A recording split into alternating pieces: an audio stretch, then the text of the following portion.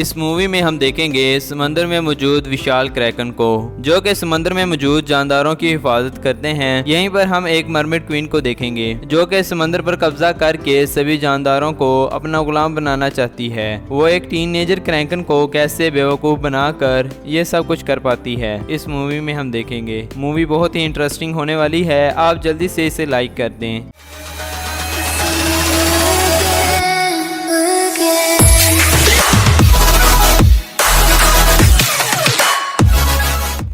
It's hero time! इस movie का आगाज होता है एक रूबी नामी लड़की को दिखाते हुए, जिसे इसकी फ्रेंड मार्गो की कॉल आती है और वो इसे किसी पार्टी में जाने के लिए पूछती है, जिसकी परमिशन रूबी ने अपनी मॉम से लेनी थी। अब रूबी अपनी मॉम से पार्टी पर जाने के लिए रिक्वेस्ट करती है। ये पार्टी समंदर के बीचों बीच एक बोर्ड यानी कश्ती पर होती है, लेकिन रूबी की मॉम इसे समंदर पर जाने के लिए मना कर देती है और कहती है कि समंदर में बहुत बड़े बड़े मॉन्स्टर होते हैं जिनसे हमें खतरा है, इसीलिए हम कभी भी ओशन पर नहीं जाते। यहाँ पर हमें पता चलता है कि रूबी की फैमिली के कुछ रूल्स हैं, जिनमें से ज्यादातर रूल्स समंदर से दूर रहने के हैं और इसी वजह से रूबी की मॉम इसे समंदर पर जाने के लिए मना कर देती है। अब रूबी अपने स्कूल जा ही रही होती है कि इसका सामना कैप्टन गोल्डन लाइट हाउस से हो जाता है, जो बहुत ही अजीब होता है और वो कुछ टूरिस्ट को ओशन साइड घुमा रहा था। वो रूबी को देखकर इस पर शक करता है, लेकिन रूबी कहती है कि मैं वो नहीं जो तुम सोच रहे हो,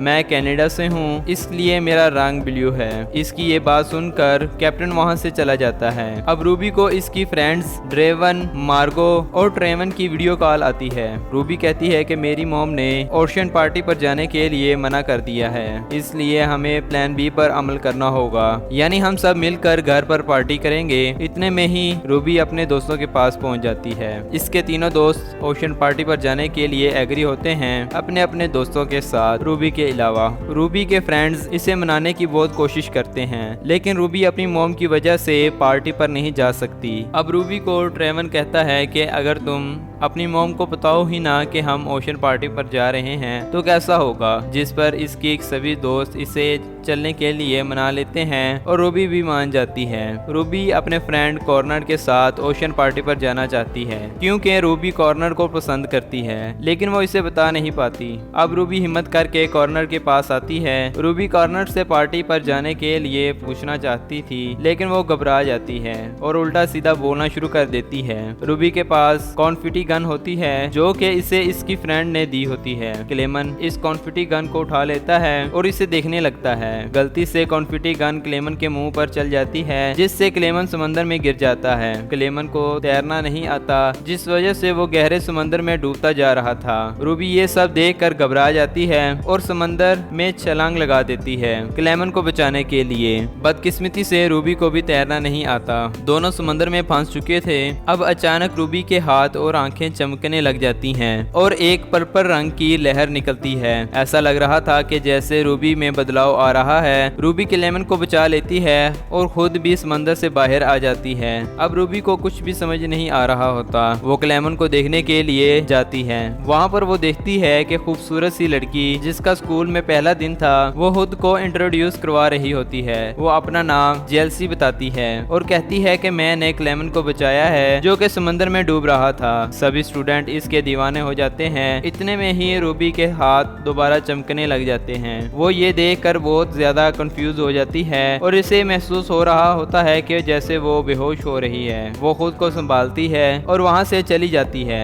रूबी भाग कर लाइब्रेरी छुप जाती है। अब आहिस्ता आहिस्ता रूबी का सारा जिस्म चमकने और बड़ा होने लगता है। रूबी एक जायंट क्रैकन में तब्दील हो जाती है। इतने में ही लाइब्रेरी की इंचार्ज वहाँ आ जाती है और वो दोनों एक दूसरे को देखकर चीखना चलाना शुरू कर देते हैं। रूबी का साइज बढ़ता ही जा रहा था, जिसके नतीजे में लाइब्रेरी की छत टूट जाती है और रूबी वहाँ से बाहर निकल जाती है। रूबी का साइज बड़ा होने की वजह से इसे बहुत से लोग देख लेते हैं, जिनमें कैप्टन गोल्डन लाइट हाउस भी होते हैं, जो कि क्रैकन की तलाश में ही होते हैं और इन्हें पकड़ना चाहते हैं। रूबी को इसकी मोम भी देख लेती है, जो कि कुछ कस्टमर्स को घर दिखा रही होती है। रूबी की मोम वहाँ से निकलकर रूबी के पीछे जाने लगती है। रास्ते में रूबी की मोम की गाड़ी रूबी के अंकल ग्रिल से टकरा जाती है। रूबी की मोम के पूछने पर अंकल ग्रिल बताते हैं कि इन्हें रूबी की नानी ने भेजा है और हमें पता चला है कि रूबी अब बड़ी हो गई है, वो भी क्रैकन बन गई है और इसकी नानी ने इसे अपने पास बुलाया है। रूबी की मोम कहती है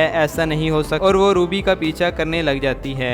रूबी अब लाइट हाउस के पीछे छुपी हुई होती है, जहाँ पर रूबी की मोम और अंकल ग्रिल भी पहुँच जाते हैं। रूबी की मोम रूबी को देखकर समझाती है और रिलैक्स होने का कहती है, जिस पर रूबी रोने लग जाती है और अपनी मोम से माजरत करती है क्योंकि रूबी अपनी मोम के रोकने के बावजूद भी समंदर में चली जाती है। इसकी मोम इसे पुरानी यादें याद कराती है, जिस वजह से रूबी नॉर्मल होने लग जाती है और अपनी असली रूप में आ जाती है। रूबी अपनी असली रूप में आकर बहुत खुश होती है और वो अपनी मोम के गले लग जाती है। अब ये तीनों घर वापस आ जाते हैं। घर आने पर रूबी बहुत ही नाराज होती है अपनी मोम से क्योंकि इन्होंने इससे सच छुपा कर रखा था। यहाँ पर रूबी की मोम इसे बताती है कि हम क्रैकन हैं और तुम्हारे जैसे मैं भी बन सकती हूँ। हमारी फैमिली में सिर्फ औरतें ही विशाल क्रैकन बन सकती हैं। रूबी ये बात सुनकर बहुत ही गुस्से में होती है और अपनी मोम से कहती है कि आपने ही हमें मॉन्स्टर से बचने के लिए कहा था जो कि समंदर में होते हैं और अब मुझे पता चला है कि मैं खुद ही एक मॉन्स्टर हूँ और सभी इंसान हमसे डरते हैं, वो हमें अपने लिए खतरा समझते हैं। ये सब कहने के बाद रूबी अपने रूम में चली जाती है। अंकल ग्रिल रूबी की मोम से कहते हैं कि रूबी का अब यहाँ पर रहना खतरे से खाली नहीं, इसे अपनी नानी के पास जाना होगा, रूबी वहीं पर सेव रहेगी।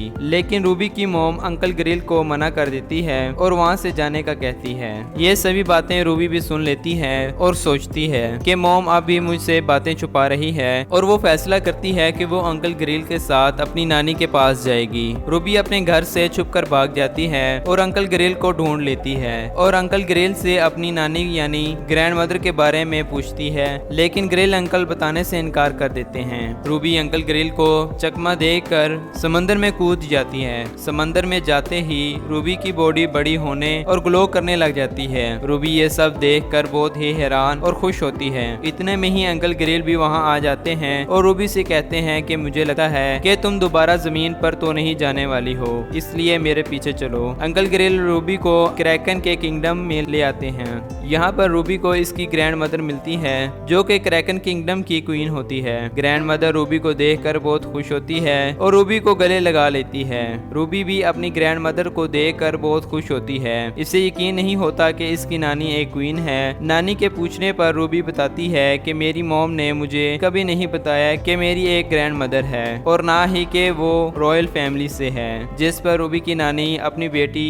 यानी रूबी की मोम पर बहुत गुस्सा होती हैं। अब रूबी की ग्रैंड मदर इसे अपने महल पर ले जाती है, जहां पर और भी बहुत सारे क्रैकन होते हैं जो रूबी को देखकर बहुत खुश होते हैं। रूबी की नानी सभी के सामने ऐलान करती है कि रूबी पूरे 15 साल बाद अपने घर आई है और अब रूबी इस किंगडम की अगली वारिस यानी अगली क्वीन होगी। जहां पर सभी क्रैकन बहुत खुश थे, वहीं पर रूबी बहुत घबराई हुई थी। इन सब के बाद रूबी अपनी ग्रैंड मदर से कहती है कि मैं इस सब के लायक नहीं हूँ, मैं तो सिर्फ एक नॉर्मल टीनेजर रूबी गैल्वन हूँ। ये बात सुनकर रूबी की ग्रैंड मदर रूबी से कहती है कि कौन कहता है कि तुम नॉर्मल हो। हमारी फैमिली की औरतों को एक विशाल क्रैकन के साथ बहुत सी ताकतें भी मिली हैं। तुम इस दुनिया की तीसरी बड़ी क्रैकन हो। हमारा काम समंदर में मौजूद जानदारों की हिफाजत करना है दुश्मनों से, जिनमें से एक खूंखार मॉन्स्टर, ओमिडोज और मरमिड हैं। रूबी कहती है कि मरमिड तो इंसानों को पसंद हैं। रूबी की ग्रैंड मदर कहती है कि इंसान तो बेवकूफ होते हैं, मरमिड तो बहुत ही बेकार होती है। इन्होंने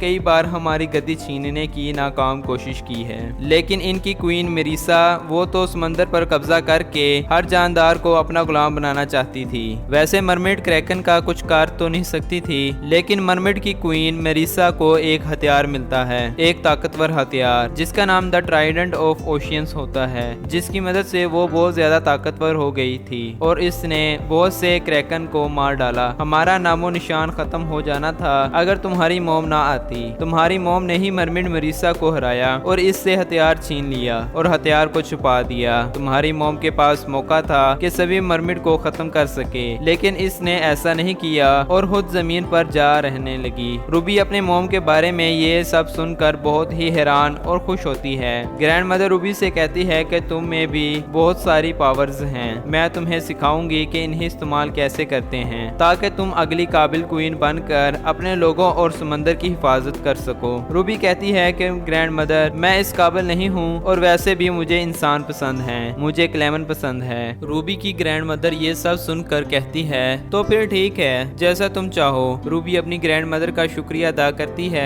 सच बताने पर जो इसकी मॉम ने नहीं बताया होता और वहाँ से चली जाती है। रूबी अपने घर वापस जा ही रही होती है कि वो कैप्टन गोल्डन लाइट के बिछाए हुए जाल में फंस जाती है। बदमाश कैप्टन किसी सूरत भी क्रैकन यानी रूबी को छोड़ने वाला नहीं होता और तीरों से इस पर हमला करता है। रूबी कुछ कर पाए इतने में ही एक मरमिड वहाँ आती है और रूबी को वहाँ से बचा लेती है। ये मरमिड और कोई नहीं जेल्सी होती है जिसने अपने स्कूल के पहले दिन क्लेमन को बचाने वाला झूठ बोला था। रूबी बहुत ही हैरान और परेशान होती है क्योंकि इसके साथ बहुत अजीब हो रहा था। पहले क्लेमन का समंदर में गिर जाना, फिर एक बड़े क्रैकन में बदल जाना, इसके बाद रूबी को अपनी ग्रैंड मदर का मिलना जो कि समंदर की क्वीन होती है और अब एक मरमेड जो कि इसकी स्कूल मेट होती है। रूबी जल्दी से वहाँ से आकर अपने घर आ जाती है और सो जाती है। अब सुबह हो जाती है। रूबी की कोशिश होती है कि वो रात वाला सीन भूल जाए और कूल रहने की कोशिश करे। रूबी अब स्कूल जा ही रही होती है। वो देखती है कि स्कूल में हर कोई इसके बारे में बात कर रहा होता है, यानी रूबी के क्रैकन वाले रूह के बारे में। और सोशल मीडिया की वजह से रूबी की वीडियो और भी वायरल हो जाती है जो कि कैप्टन गोल्डन लाइट ने बनाई होती है। ये सब देखकर रूबी घबरा जाती है और वहाँ से भाग जाती है।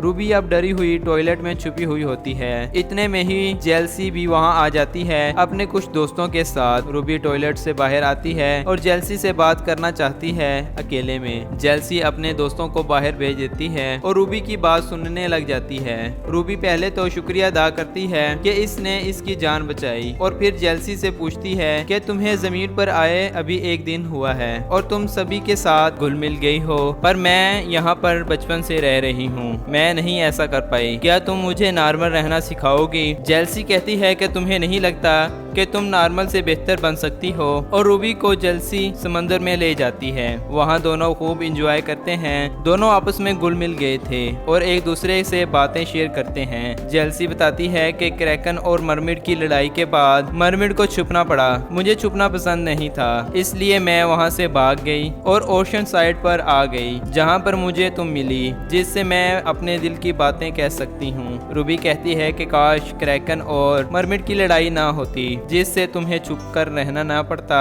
और ना ही मुझे समंदर की क्वीन बनकर समंदर में रहना पड़ता। क्या कोई ऐसा रास्ता नहीं है जिससे इस प्रॉब्लम का हल निकल सके? जेल्सी कहती है कि एक हल है जिससे ये सारे मसले हल हो सकते हैं। अगर हम द ट्राइडेंट ऑफ ओशियंस को हासिल कर लें, इससे हम पूरी दुनिया को बता सकेंगे कि दोनों नॉर्मल टीनेजर ने कैसे आपसी लड़ाई को रोका।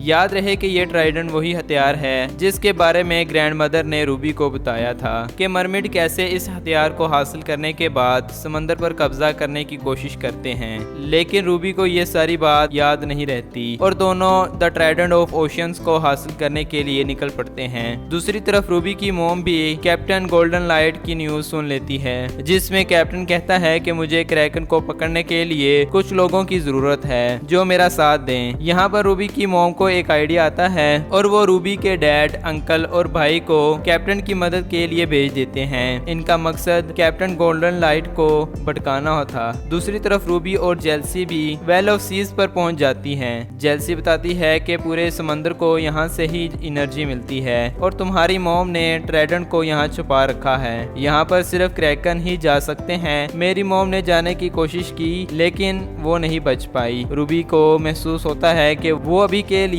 ट्राइडेंट को हासिल नहीं कर सकती, इसलिए रूबी अपनी ग्रैंड मदर से ट्रेनिंग लेती है ताकतवर बनने की, ताकि वो ट्राइडेंट को वेल ऑफ सीज से निकाल सके, जो कि आसान नहीं था।